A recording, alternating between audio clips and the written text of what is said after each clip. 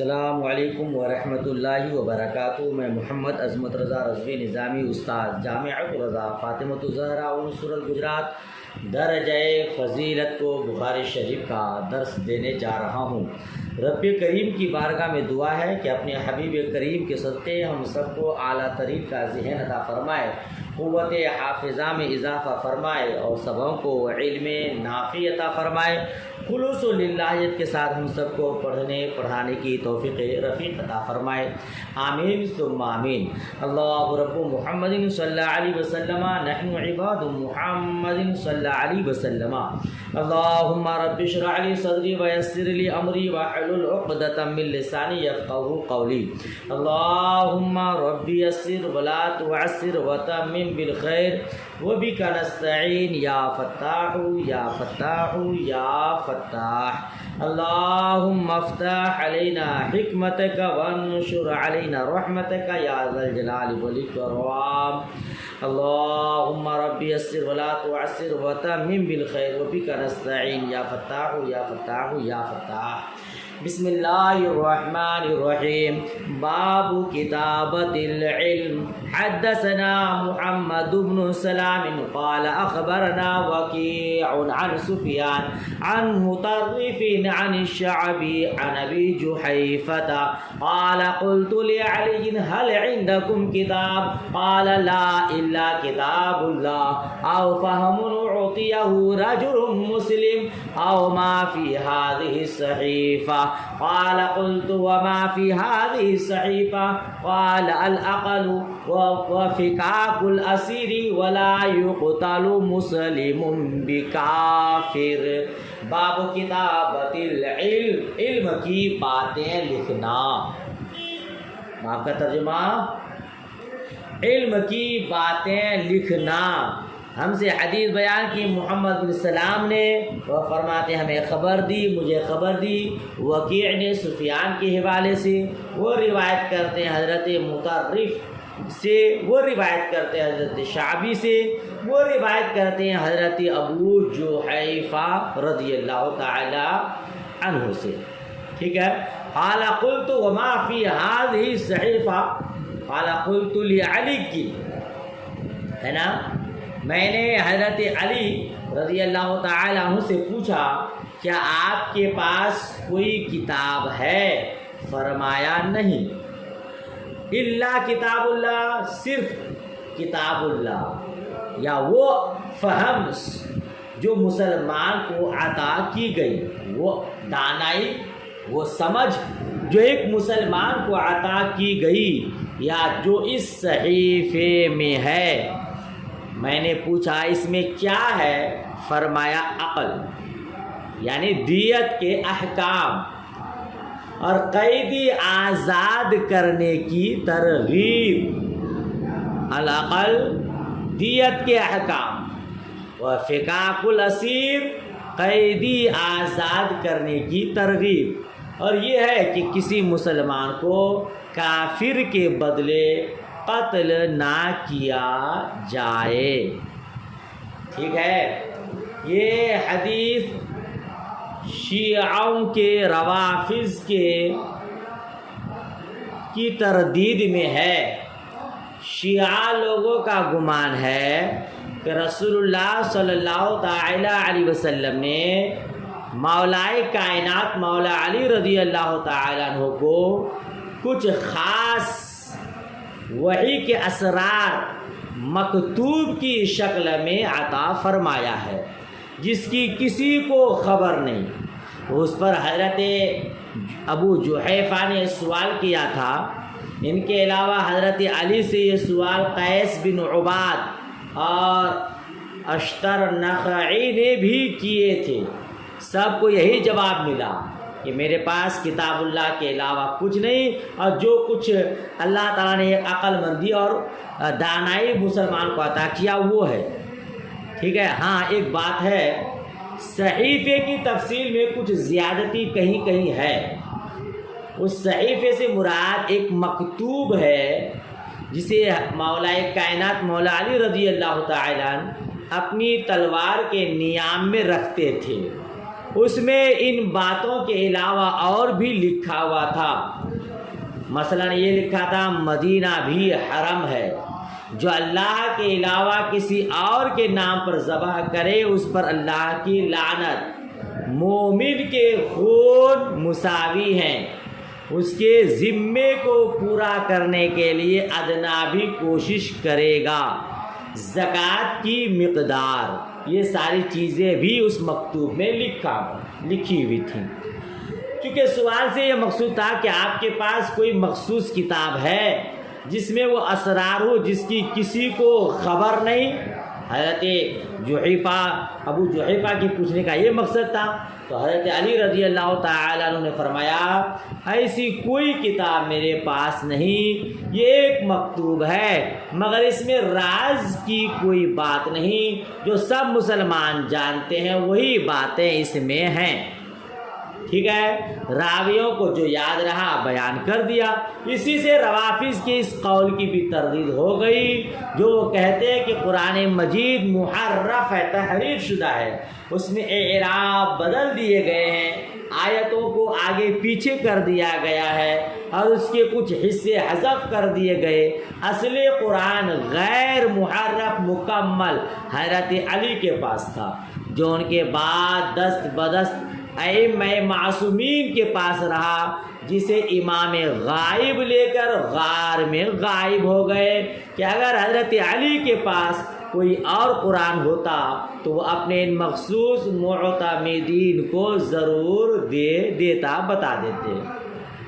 تو اس سے شیعہ لوگوں کے اس گمان کی بھی تردید ہو گئی، اس کا بھی رد ہو گیا کہ ان کے پاس کتاب اللہ کے علاوہ کوئی خاص دوسری کتاب نہیں تھی، جو کچھ تھا ایک نیا میں رکھتے تھے مکتوب کی شکل میں، وہ کوئی راز کی بات نہیں تھی بلکہ وہی ساری باتیں جس کو سب جانتے ہیں۔ سمجھ شریف میں بات آئی، یہاں کہا کہ العقل ہے نا، العقل سے مراد دیت ہے، قتل کا معاوضہ۔ عقل کے معنی رسی سے اونٹ باندھنا، کیونکہ دیت کے اونٹ لا کر مقتول کے گھر باندھے جاتے تھے، اسی مناسبت سے دیت کو عقل، اور جن لوگوں پر دیت واجب ہوتی ہے ان کو عاقلہ کہتے ہیں۔ اس کی پوری تفصیل کتاب الدیات میں آئے گی انشاءاللہ تبارک و تعالی۔ اگلا باب دیکھیے، باب ختم ہوا۔ حدثنا ابو نعیم الفضل بن دكين قال حدثنا شيبان عن يحيى عن ابي سلمة عن ابي هريرة ان خزاعة قتلوا رجلا من بني ليث عام فتح مكة بقتيل منهم قتلوه فأخبر بذلك النبي صلى الله تعالى وسلم فركب راحلته فخطب فقال إن الله حبس عن مكة القتل أبي الفيل قال محمد وجعلوا على الشك كذا قال أبو نعيم القتل أبي الفيل وغيره يقول الفيل وسلط عليهم رسول الله صلى الله تعالى وسلم والمؤمنون۔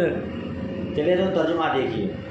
حضرت ابو ہریرہ فرماتے ہیں کہ خزاع والوں نے بنی لیث کے ایک شخص کو فتح مکہ کے سال اپنے ایک مقتول جسے بنی لیث نے قتل کر دیا تھا اس کے بدلے میں مار ڈالا۔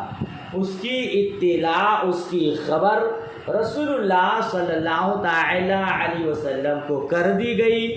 آپ اپنی سواری پر چڑھے اور خطاب کیا، فرمایا اللہ تعالیٰ نے مکہ سے قتل یا فیل کو روک دیا۔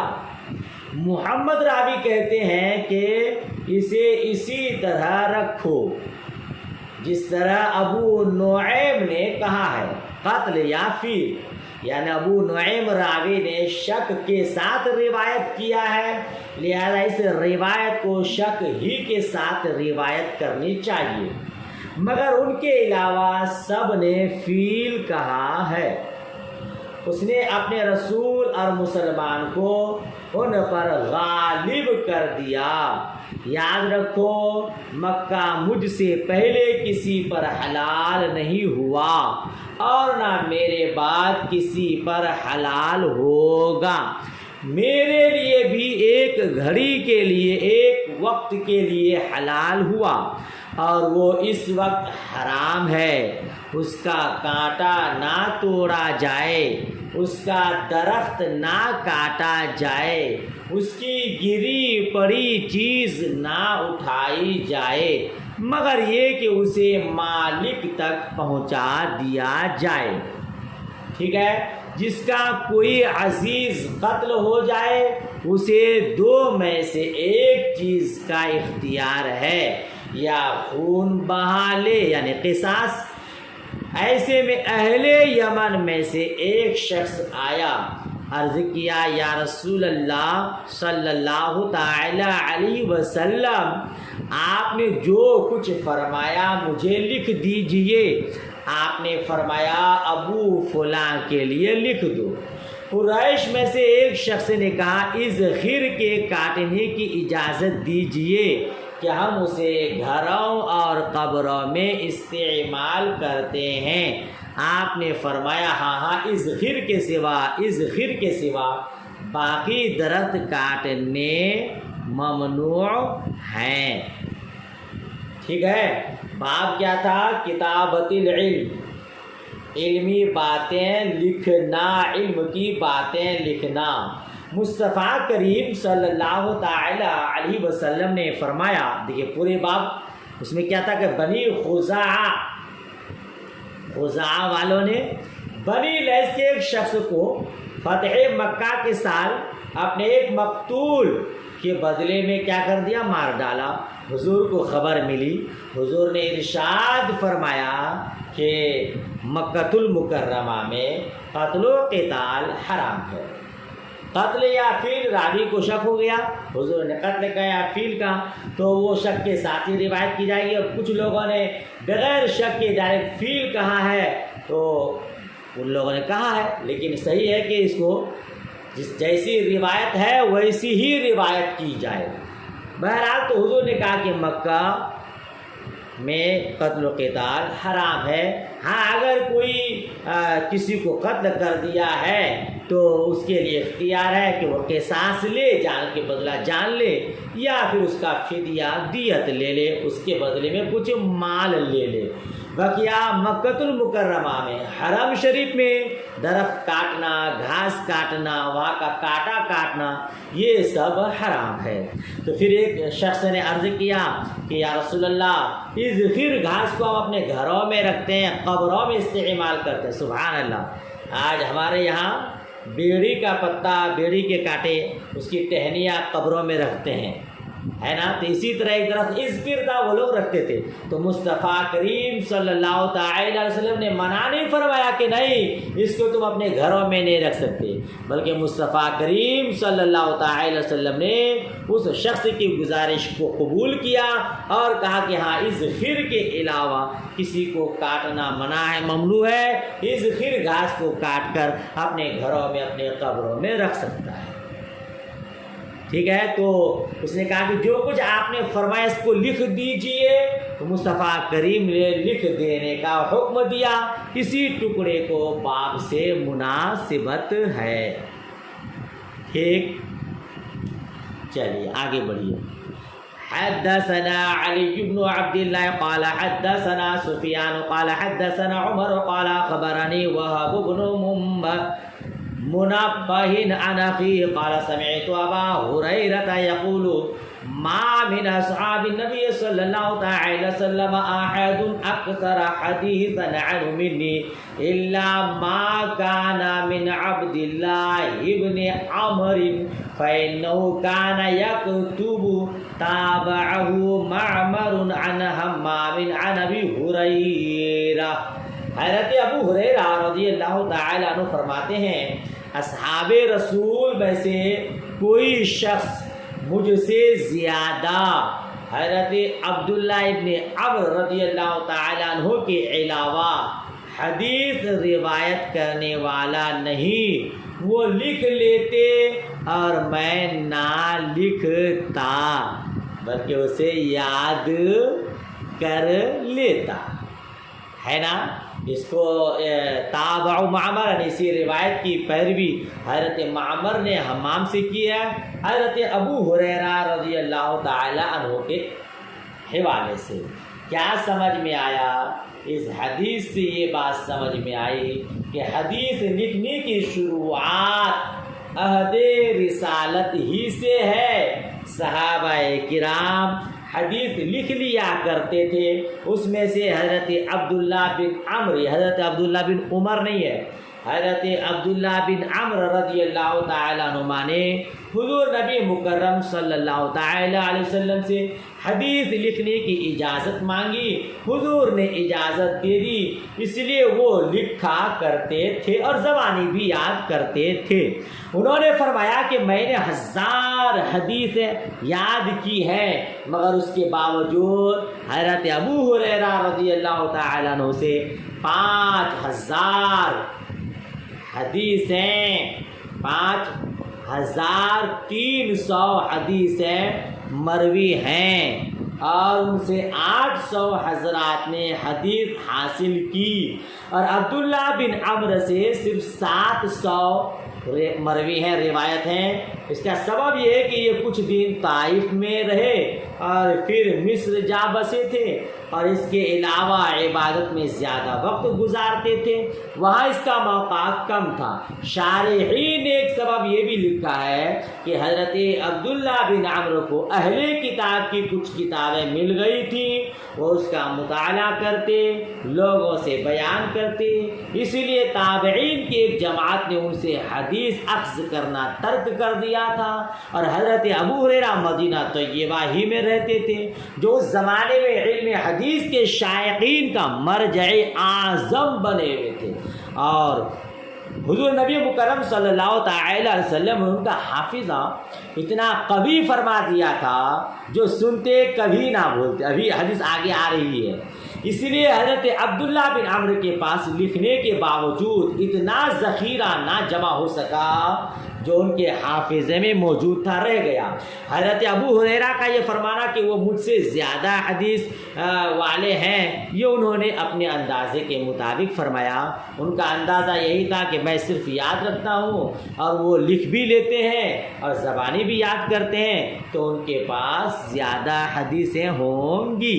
حضرت ابو ہریرہ رضی اللہ تعالیٰ عنہ نے یہ عہد نبوی کی بات کی ہے، ٹھیک ہے، ورنہ بعد میں انہوں نے بھی حدیث لکھنا شروع کر دیا تھا، جس کا بہت بڑا ذخیرہ تھا، جیسا کہ فتح الباری میں ابن وہب کے حوالے سے ہے کہ حسین ابن عمرو بن امیہ نے کہا حضرت ابو ہریرہ میرا ہاتھ پکڑ کر اپنے گھر لے گئے اور بہت سی کتابیں دکھائیں اور فرمایا دیکھو یہ میرے یہاں لکھی ہوئی رکھی ہیں۔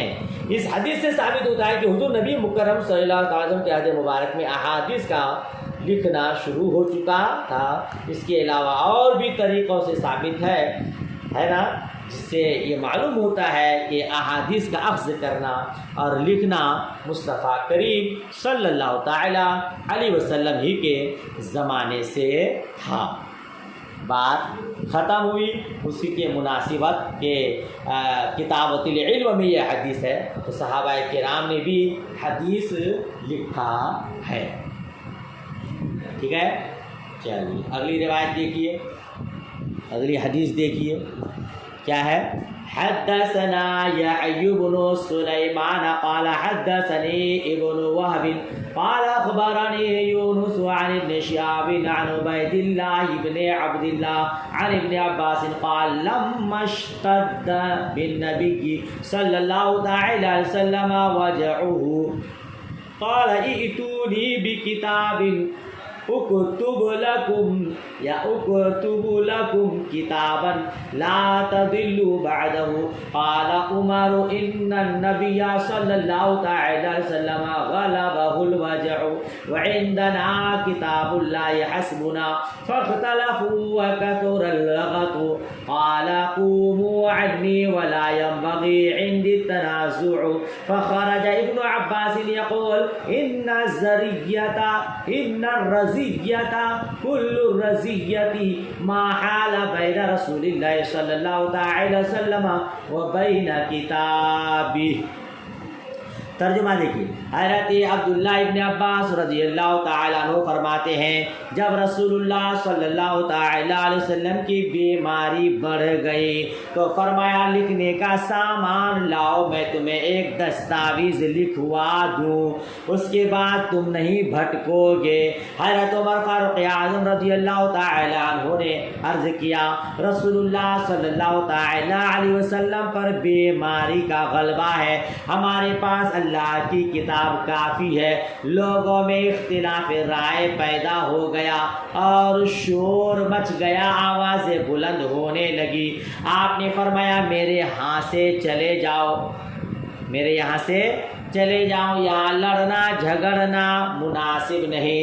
حضرت ابن عباس رضی اللہ تعالی عنہ اس حدیث کے راوی ہیں، باہر نکلے اور ہائے مصیبت وائے مصیبت جو رسول اللہ کو کتاب لکھوانے میں آڑ بن گئی. یہ کہتے ہوئے آپ باہر نکل گئے، ہائے مصیبت وائے مصیبت جو رسول اللہ کو کتاب لکھوانے میں آڑے بن گئی. اس طرح کہتے ہوئے آپ گزر گئے. اس کا ترجمہ تو آپ نے سماعت کیا. اس حدیث میں یہاں شارحین نے تھوڑی سی وضاحت فرمائی ہے، شاید آپ اکتا تو نہیں جائیں گے لیکن فائدہ سے خالی نہیں ہے. شیعہ لوگ اس حدیث کے ذریعے شیخین کی امامت کا جو انکار کیا ہے، جیسا کہ آپ نے نور الانوار میں پڑھا ہے کہ شیخین کی امامت کا انکار کرتے ہیں، اور وہ لوگوں کا کہنا ہے کہ خلافت کے حقدار حضرت علی رضی اللہ تعالیٰ عنہ تھے. اسی حدیث کے ذریعے وہ لوگ دلیل پکڑتے ہیں. تو کچھ اس میں وضاحت ہے، شارحین نے شرح بیان کی ہے. چاہتا ہوں کہ کچھ حصہ اس کا بیان کر دوں تاکہ ہمیں بھی اس کا فائدہ ہو اور جو بھی اس سے فائدہ اٹھانا چاہیں وہ فائدہ اٹھا سکیں. دیکھیے یہ حدیث اس کے علاوہ جو یہاں ہم نے پڑھا بخاری میں 7 جگہ وارد ہے، تو مناسب کہ اسی جگہ اس کی وضاحت کر دیتا ہوں تاکہ آگے وضاحت کی ضرورت نہ پڑے. سب روایتوں کا خلاصہ یہ ہے کہ مصطفیٰ کریم کے وصال مبارک سے 4 دن پہلے جمعہ رات کو مرض میں بہت شدت ہو گئی. ٹھیک ہے نا، حضور صلی اللہ تعالی وسلم پیر کے دن انتقال ہوئے، تو جمعرات جمعہ سنیچر اتوار انتقال سے 4 دن پہلے جمعرات کو بہت بیمار ہو گئے. اسی حالت میں حضور نبی مکرم صلی اللہ تعالی علیہ وسلم نے حاضرین سے فرمایا کہ لکھنے کا سامان لاؤ، میں ایسی بات لکھوا دوں یا لکھ دوں جس کے بعد تم کبھی گمراہ نہ ہو گئے. مرض کی شدت سے جو حال تھا اس کے پیش نظر حضرت عمر فاروق اعظم رضی اللہ تعالی عنہ نے فرمایا اللہ کی کتاب ہمیں کافی ہے. یعنی حضور بیمار ہیں، اب اس بیماری کی شدت میں کچھ لکھنا چاہتے ہیں تو زحمت ہوگی، تکلیف ہوگی. ہم لوگوں کے پاس تو اللہ کی کتاب قرآن مجید موجود ہے، وہی ہمارے رشد و ہدایت کے لیے کافی ہے، اس پر ہم عمل کریں گے، انشاءاللہ گمراہ نہیں ہوں گے. آپ نے اس کا خیال رکھتے ہوئے یہ بات عرض کیا تو اس پر اختلاف ہوا. کچھ لوگ کہتے تھے کہ سامان کتابت لایا جائے، اور کچھ لوگ کہتے تھے کہ نہیں. کچھ لوگوں نے یہ بھی کہا کہ حضور نے ہمیں چھوڑ دیا، حضور سے پوچھو. آپس کی تکرار سے حضور کو تکلیف ہوئی. ٹھیک ہے، کچھ لوگوں نے کیا کہا، حضور نے ہمیں چھوڑ دیا، یعنی اب حضور رخصت ہو رہا ہے، دنیا سے جا رہے ہیں، حضور سے پوچھو کہ ہم لوگوں کو چھوڑ کے جا رہے ہیں. یعنی آپس میں تکرار ہونے لگی اور اس سے حضور کو تکلیف ہوئی. فرمایا تم لوگ چلے جاؤ. یہاں اس طرح کی بحث و تکرار مناسب نہیں ہے. تو اس حدیث میں دوسرے مقامات پر لفظ احجر ہے استفہمو کے ساتھ. دوسرے مقام پہ یہاں تو یہ لفظ نہیں ہے، دوسرے مقامات پر میں نے کہا بخاری شریف میں خود یہ حدیث 7 جگہ وارد ہے. تو بعض مقامات میں کیا احجرا، کیا حضور نے ہمیں چھوڑ دیا؟ استفہموہ، حضور سے پوچھو۔ اس معنی کو یہ حجرا کے معنی سرسامی کیفیت کے بھی ہے نا، نازک حالت کے۔ تو روافض نے یہ زور باندھا ہے شیعہ لوگوں نے کہ اس کے معنی یہی ہے سرسامی۔ حاضرین نے کہہ دیا کہ حضور کو سرسام ہو گیا، ہذیانی حالت ہے، نازک حالت ہے نا۔ تو اس پر خالی شیعہ لوگوں نے اتنا ہی نہیں کہا کہ بلکہ یہ بھی کہہ دیا زبردستی کہ حضرت عمر رضی اللہ تعالی عنہ نے کہا ہے کہ حضور ہذیانی حالت میں ہے۔ اس سلسلے میں جتنی روایتیں ہیں کسی میں حضرت عمر کی طرف یہ قول منسوب نہیں، سب میں یہی ہے قالو، یعنی لوگوں نے کہا، حاضرین نے کہا۔ اچھا آپ خود اس میں غور کیجئے، حضرت عمر نے کہا، جو کچھ حضرت عمر نے کہا اس کو قالا عمر سے بیان کیا گیا ہے۔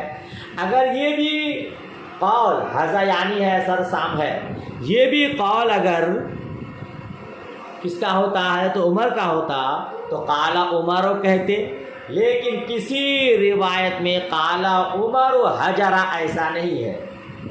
یہ شیعہ لوگ نے جبرن حضرت عمر کی طرف منسوب کر دیا ہے، اور آج تک روافض کو، شیعہ لوگوں کو اس کی کوئی روایت ایسی نہیں ملی کہ حضرت عمر ہی کا قول ہے، اور انشاءاللہ آئندہ بھی کبھی نہیں ملے گا، ٹھیک ہے۔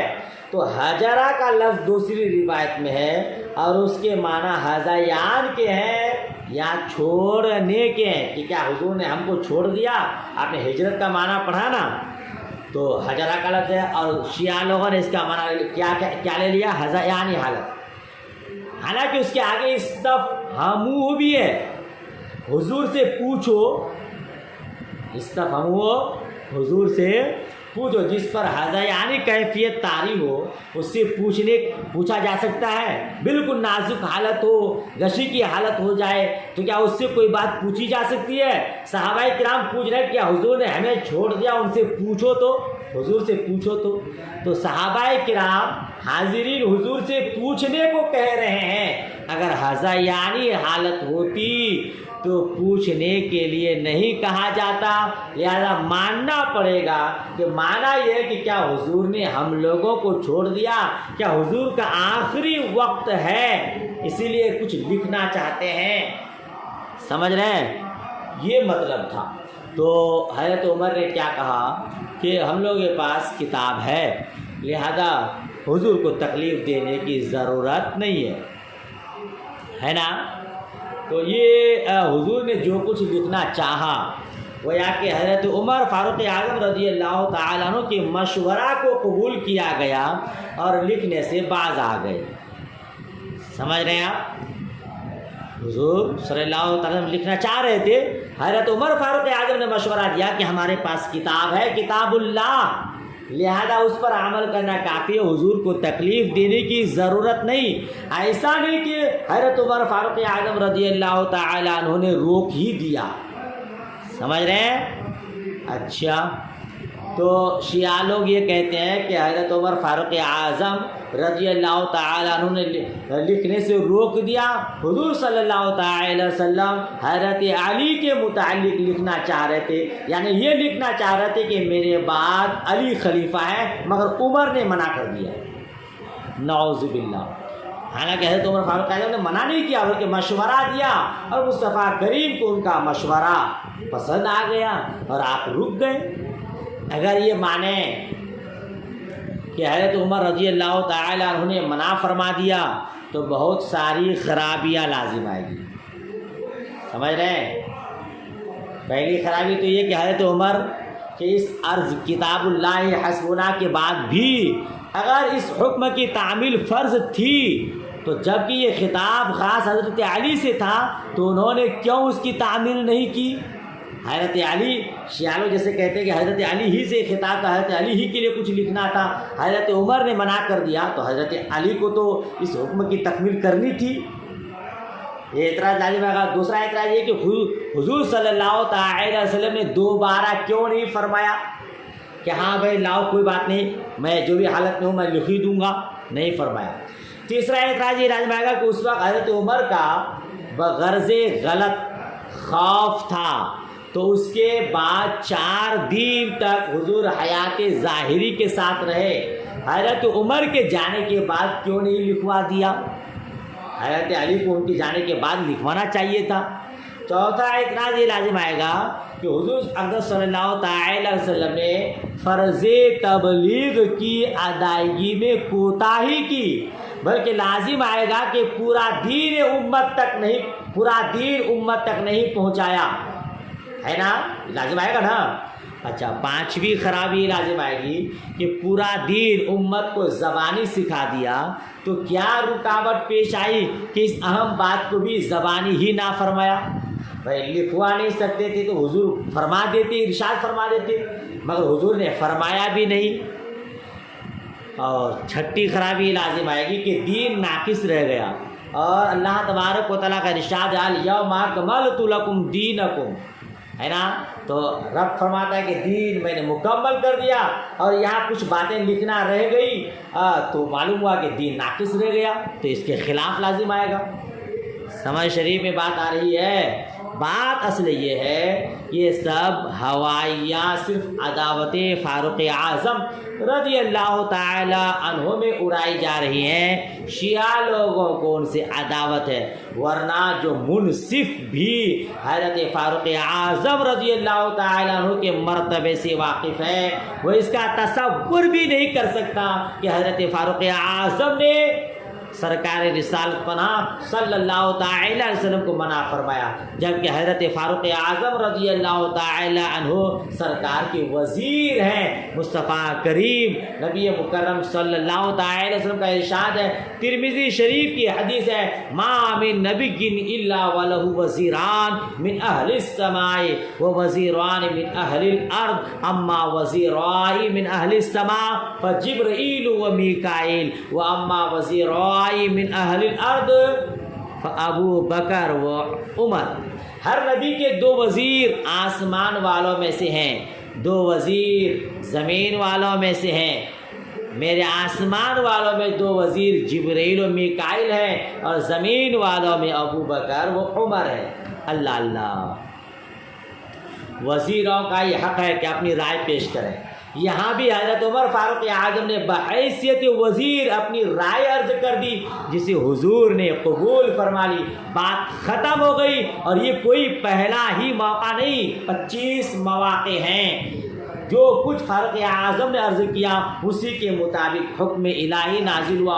ان میں بعض مواقع وہ بھی ہیں کہ حضور نبی مکرم نے فاروق اعظم کی رائے کے خلاف عمل فرمایا، تو قرآن مجید نے فاروق اعظم رضی اللہ تعالی عنہ کی تائید فرمائی۔ مثال کے طور پر بدر کے قیدیوں کے معاملے میں عتاب ہوا، فرمایا لولا کتاب من اللہ سبق لمسکم فیما اخذتم عذاب عظیم۔ سورہ انفال ہے، آیت نمبر 68 ہے۔ اگر اللہ پہلے سے ایک بات لکھ نہ چکا ہوتا تو اے مسلمانوں، تم نے کافروں سے فدیہ کا جو مال لیا اس پر بھاری عذاب آتا۔ تو جب یہ آیت کریمہ نازل ہوئی، نبی مکرم صلی اللہ تعالی علیہ وسلم نے فرمایا اگر بالفرض عذاب اترتا تو عمر بن خطاب اور سعد بن معاذ کے علاوہ کوئی نہیں بچتا۔ ایسے صاحب الرائے اور معتمد وزیر نے کوئی بات عرض کی اور وہ قبول ہو گئی، تو اب وزیر پر اعتراض اصل میں بادشاہ پر اعتراض ہے، حضرت عمر پر اعتراض اصل میں مصطفیٰ کریم پر اعتراض ہے۔ بات واضح ہو گئی کہ مصطفیٰ کریم کچھ لکھنا چاہ رہے تھے، حضرت عمر نے مشورہ دیا، مصطفیٰ کریم نے قبول فرما لیا۔ اگر کوئی خاص بات لکھنی ہوتی تو ضرور لکھتے، اور نہیں تو 4 دن باحیات رہے حضرت علی لکھواتے۔ معلوم یہ ہوا کہ کوئی خاص بات لکھوانا نہیں چاہ رہے تھے۔ ٹھیک ہے، شیعہ لوگ جبراً اس کو کہہ دیتے ہیں کہ ہاں حضرت علی کو خلافت کا حق اور خلافت کی وصیت کرنے والے تھے، اور حضرت عمر فاروق اعظم رضی اللہ تعالی عنہ نے منع کر دیا، روک دیا۔ ایسی بات نہیں تھی، سمجھ رہے ہیں؟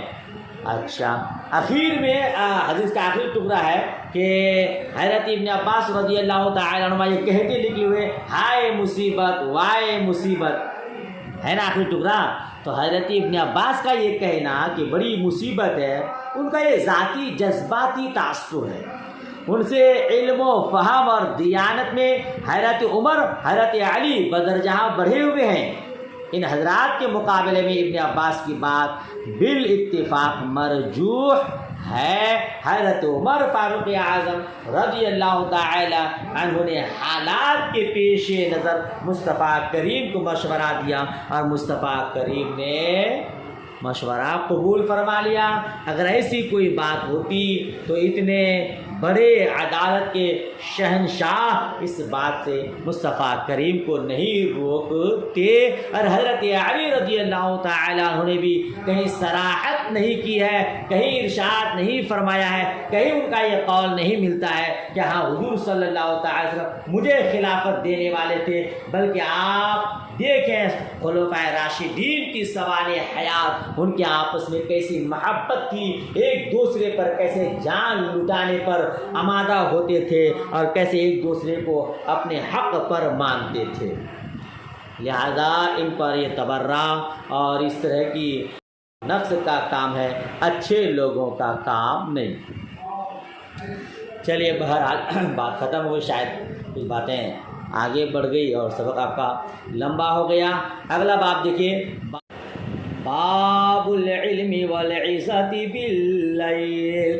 حدثنا صدقة قال أخبرنا ابن أعينة عن معمر عن الزهري عن هند عن أم سلمة تحويل السند وعمر ويحيى ابن سعيد عن الزهري عن امرأة عن أم سلمة قالت استيقظ النبي صلى الله عليه وسلم ذات ليلة فقال سبحان الله ماذا أنزل الليلة من الفتن وماذا فتح من الخزائن أيقظوا صواحب الحجر فرب كأسية في الدنيا عارية في الآخرة.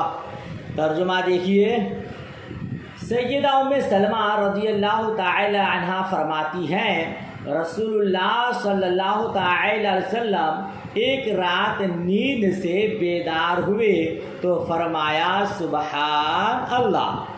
اچھا، ترجمہ باب کا رہ گیا باب العلم والعزت باللیل. رات کے وقت تعلیم اور واعظ و نصیحت کرنا ہے نا، اسی کے متعلق حدیث. سیدہ ام سلمہ رضی اللہ تعالیٰ عنہ فرماتی ہیں رسول اللہ صلی اللہ تعالی علیہ وسلم ایک رات نیند سے بیدار ہوئے تو فرمایا سبحان اللہ، آج رات کیا کیا فتنے نازل ہوئے اور کیا کیا رحمت کے خزانے کھولے گئے. لوگوں ان حجرہ والیاؤں کو جگا دو کہ کچھ عبادت کرے. جگانے کا مطلب کچھ عبادت کر لے.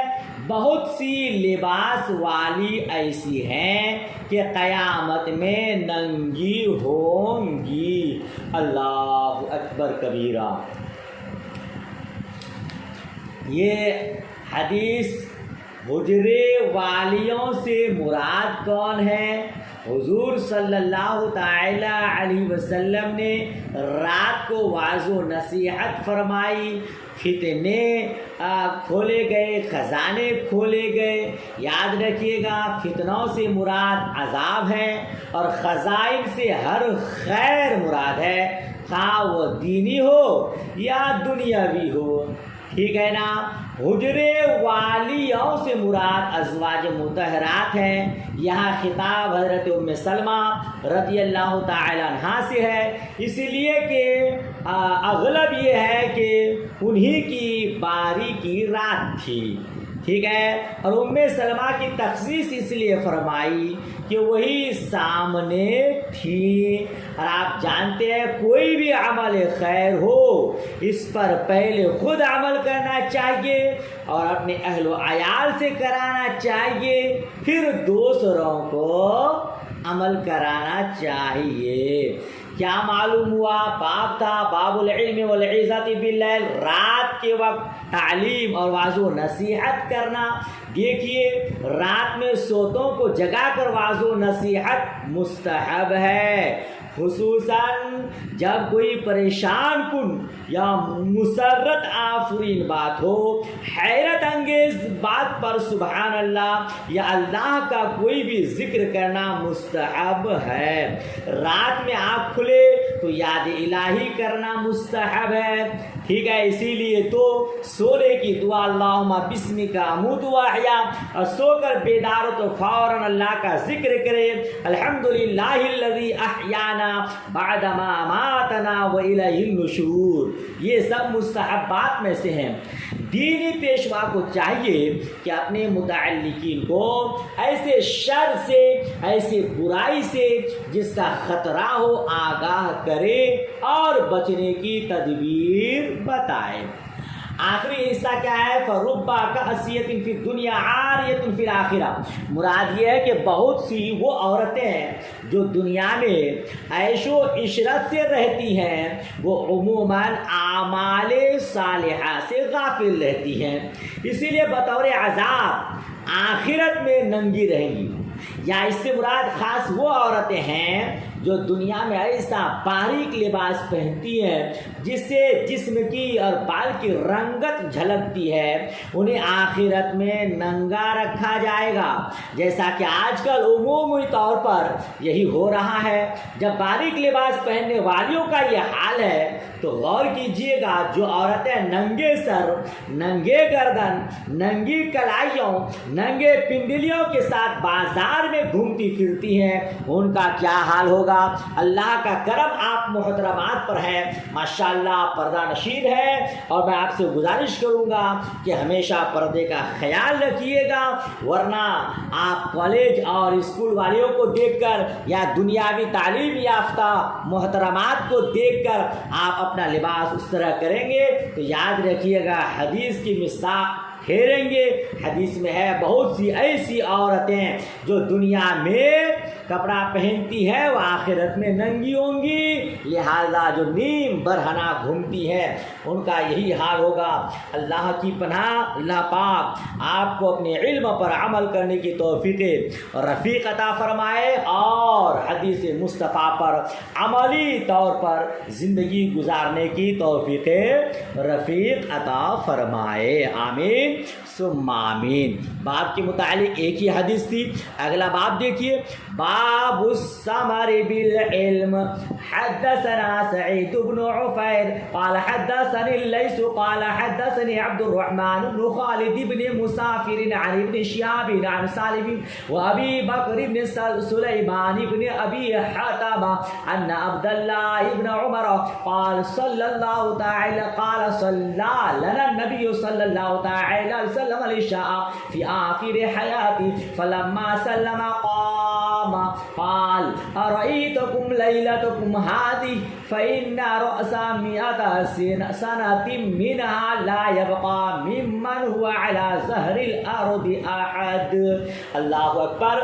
حضرت عبداللہ ابن عمر رضی اللہ تعالی عنہ فرماتے ہیں کہ رسول اللہ صلی اللہ تعالی علیہ وسلم نے اپنی زندگی کے آخری دنوں میں ہمیں عشاء کی نماز پڑھائی، جب سلام پھیرا تو کھڑے ہو گئے اور فرمایا تم نے اس رات کو دیکھا، آج سے 100 برس کے آخر تک کوئی شخص جو زمین پر ہے زندہ نہ رہے گا۔ اللہ اکبر کبیرہ۔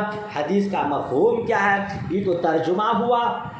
حدیث کا مفہوم یہ ہے کہ میری امت کے جتنے لوگ آج زمین پر ہیں بطریق معتاد نظر آتے ہیں، خواہ وہ کم عمر کے ہو یا عمر دراز ہو، 100 سال پر وہ زندہ نہ رہیں گے۔ رہ گئے وہ لوگ جو اس کے بعد پیدا ہوں گے وہ اس سے مستثنا ہے۔ حضرت عیسیٰ علیہ السلام آسمان پر ہیں، حضرت خضر علیہ السلام، حضرت الیاس علیہ السلام نظروں سے غائب ہیں، یوں ہی ابلیس و دیگر جنات بھی غائب، اس لیے یہ سب اس میں داخل نہیں۔ چنانچہ تاریخ شاہد ہے ایسا ہی ہوا ہے۔ سب سے اخیر صحابی ابو طفیل عامر بن واثلہ سن 110 ہجری میں وصال فرمایا۔ یہ حدیث بھی اس کی دلیل ہے کہ حضور اقدس صلی اللہ تعالی علیہ وسلم غیب جانتے ہیں۔ نیز اس سے یہ بھی ثابت کہ عشاء کے بعد باتیں کرنے کی ممانعت خاص ہے، غیر دینی باتوں کے ساتھ رہ گئی دینی باتیں تو وہ جائز ہی نہیں بلکہ اجر و ثواب کا موجب ہے۔ احادیث سے اپنے اہل سے اور مہمانان سے بات کرنا بھی مستثنا ہے۔ یہ جو آپ نے پڑھا ہے کہ زیادہ دیر تک بات نہیں کرنی چاہیے، یہ غیر ضروری اور غیر دنیاوی دینی باتیں ہیں، یعنی دنیاوی باتوں میں لگ کر کے نہیں رہنا چاہیے کہ آپ زیادہ رات تک جاگ جائیں اور فجر کی نماز خطرے میں آ جائے۔ رہ گئی دینی باتیں، ضروری باتیں تو آپ اس کو کر سکتے ہیں، ٹھیک ہے نا۔ باب کیا تھا؟ باب الثمر بالعلم، رات کو علمی تذکرہ، علمی مذاکرہ۔ تو دیکھیے مصطفیٰ کریم نے رات میں یہ باتیں ارشاد فرمائی۔ اگلی حدیث دیکھیے، حدثنا آدم قال حدثنا شعبہ قال حدثنا الحكم قال سمعت سعید بن جبیر عن ابن عباس قال بت في بيت خالتي میمونة بنت الحارث زوج النبي صلى الله عليه وسلم وكان النبي صلى الله عليه وسلم عندها في ليلتها فصلى النبي صلى الله عليه وسلم العشاء ثم جاء إلى منزله فصلى 4 ركعات ثم نام ثم قام ثم قال نام الغليمي أو كلمة تشبيهها ثم قام فقمت عن يساري فجعلني عن يميني فصلى 5 ركعات ثم صلى 2 ركعتين ثم نام حتى سمعت غطيته أو خطيته ثم خرج إلى الصلاة۔ حضرت عبداللہ ابن عباس رضی اللہ تعالیٰ عنہ فرماتے ہیں، ایک رات میں اپنی خالہ میمونہ بنت حارث زوجہ رسول پاک صلی اللہ تعالی علیہ وسلم کے گھر میں سویا۔ رسول اللہ صلی اللہ تعالی علیہ وسلم بھی اس رات ان کے یہاں قیام پذیر تھے۔ آپ نے عشاء کی نماز پڑھی، پھر گھر تشریف لائے اور 4 رکعات نماز پڑھ کر سو گئے۔ 4 رکعات نماز پڑھ کر سو گئے، پھر جاگے اور فرمایا بچہ سو گیا۔ غلام کی تصغیر غلام، بچہ سو گیا، آپ یو پی کی زبان میں کہیں گے شاید بچوا سو گیا یا کچھ ایسا ہی لفظ کہا۔